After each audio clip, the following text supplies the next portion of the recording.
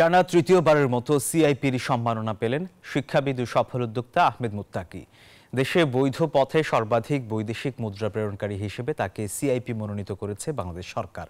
আন্তর্জাতিক অভিবাসী দিবস এবং জাতীয় প্রবাসী দিবস ২৪ উপলক্ষে রাজধানীর উসমানী স্মৃতি মিলনায়তনে তাকে এই সম্মাননা দেন প্রবাসী কল্যাণ ও বৈদেশিক কর্মসংস্থান মন্ত্রণালয়ের উপদেষ্টা আসিফ নজরুল।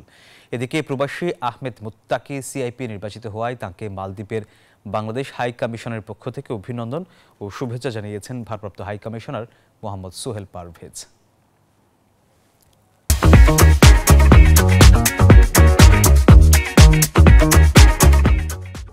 এক মাসের জন্য এসে ৩১ বছর থেকে গেলাম। যতদিন আছি মালদ্বীপসের জন্য আমার কৃতজ্ঞতা। বাংলাদেশ থেকে আমরা ইম্পোর্ট করি পণ্য, সেই হিসাবে বাংলাদেশের ইকোনমিতে আমার অবদান আছে।